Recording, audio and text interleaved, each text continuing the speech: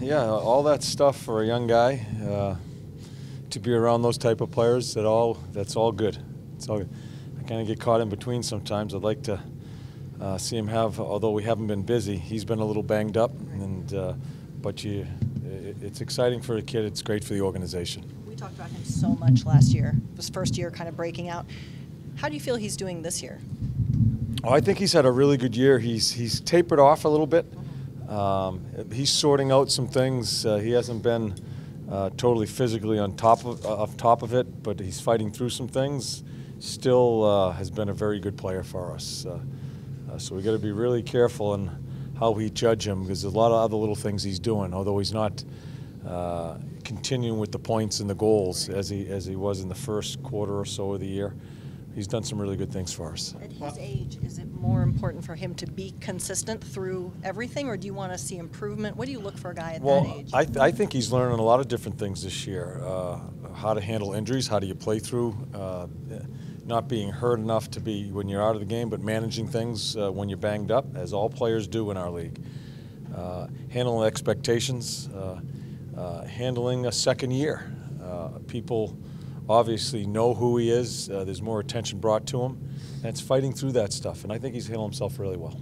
If Werenski is available, what does he bring to your lineup tomorrow? You know what he brings. You've seen him play for a couple of years, right? Yeah. It would seem that he would add something that right now, in watching your game over the last month, you guys could use. Yeah, well, he always, as we've always talked about with Doobie, is that physical element, that energy element. I think people look for that with him, and he draws people into it. Coach, he's in good standing. He's good to go for tomorrow if you choose to play him. I don't know what's going to happen tomorrow. Yeah, I still have not made a decision on the lineup. Would you call that a reinstatement? Or? I would call it. I'm not sure what's going to happen until tomorrow. How do you feel about the fourth line? How that's shaping up now? You're able to have. I don't know what my fourth line is going to be tomorrow. Okay. How about your goalie for tomorrow? Yes. Bob.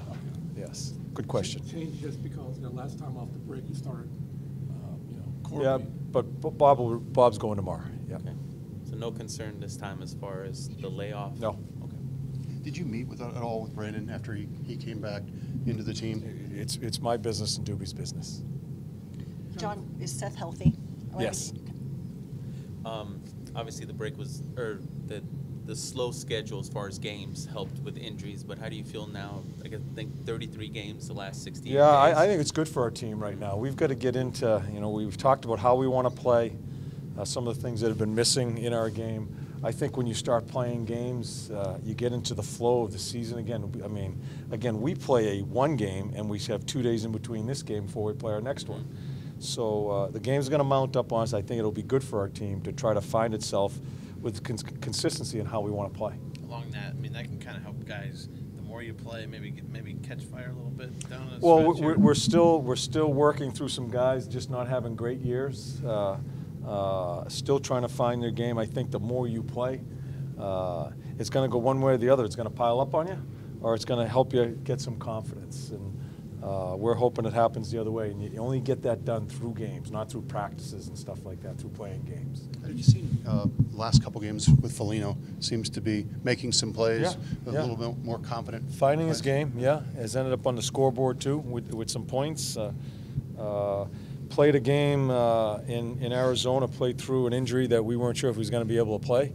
Fought through that, and I thought played a good game for us. So yeah, he's beginning to come. How's Jack since the talk? Is he trending up? What down? talk? I've had many talks with Jack. Okay, very good. Yeah. How's he been of late? Jack's played pretty good. Again, we're always, that's a tough position. You're always looking for them. They show up so much because they're the last line of defense prior to the shot on goal. You got to be really careful how you handle them. But we're always, I think our back end, we're always looking for more consistency, and that includes Jack. What did you think of Kukan the other night? I know he had that one crazy pass that almost was disastrous. The one in the middle? Yes. Yeah, I quite honestly, I don't mind it. I saw him today. I said if that plays, because the play was available, yeah. If that play's available again, I want him to make it. I want him to try it again. I don't want to turn him into an off-the-glass guy and being afraid to make a mistake, because he can make a play. and he has enough willingness to hold on to a puck until something opens up. So yeah, we want him to go right back to that. Did you talk to Zach about his experience? Did he? I have not. Okay. I have not. How encouraged are you now, John? We talked for weeks about the injuries and working through them. Now you've got guys like Cam and Wenberg contributing the other night. Dubinsky's close. Yeah. That's all got to be encouraging. Yeah, we really haven't played with a lineup that we thought we'd have for most of the year. It happens. Last year, we were very fortunate. We had our lineup quite a bit throughout the year. So I think we're getting close here. Again, I'm still not sure what it's going to be tomorrow, but when the guys are on the ice and they're practicing, you get Cam and Winnie contributing in that second and third period. Hopefully things grow off of that. With Schrader and Mott going down, is that more of a numbers game, guys getting healthy, coming back, or is there things that you want them to kind of continue to work on down in Cleveland? We have Schrade, you have Motter, you have Dolps back up here, who may or may not play tomorrow. No one has grabbed a hold of, I guess, that fourth line position, if that's what you call it. No one. I don't think they've played terribly, but no one has stood out and taken the position where I'm going to stick with Motter and the other guys. No one's done that, and it's a hard life to live because you only get 6 or 7 minutes, and you have to perform. And at least with this coaching staff, we have to feel comfortable that you've earned that spot. No one's done that. Well, the opportunity's there for them to bring that up to like 7, 8, 9, 10 minutes, right? If they play. Depending on their play. Right. Yeah. It's always the chicken and the egg. Right. The player wants more ice time to show you. I can't give you that much ice time because you haven't showed me. Right. So and Martyrs lived in that world a little bit in Chicago. Dolps has lived that world. I know Schrades has because he lived it with me in Vancouver. So they know where it's at, and we've had very frank conversations.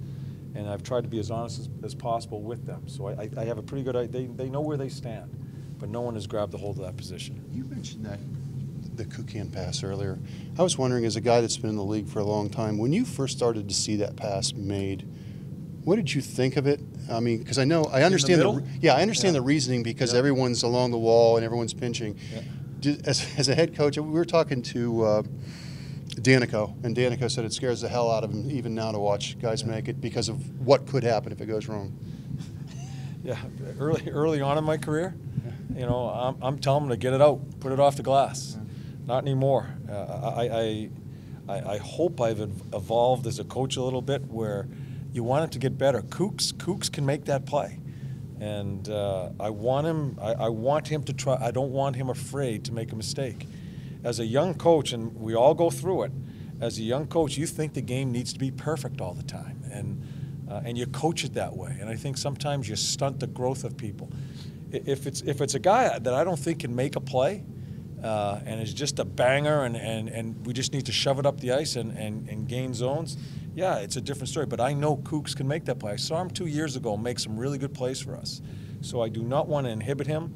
I want to see if he can play in the league and stick in the league, and that's why he's getting an opportunity here. But do you I mean, I'm not just not picking on him, but like even on the game-winning goal, that play starts behind the net. I think with Z making a pass into the middle of the ice, and then you guys get it out of your zone. I just spent the 10 minutes of practice making plays to the middle of the ice off of defensive zone coverage.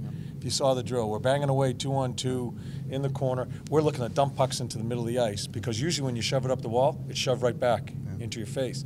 We're trying to use that middle of the ice. So, yeah, the game's evolved, and back in the day, it's around the wall, you bring your support underneath it, and you chip it out.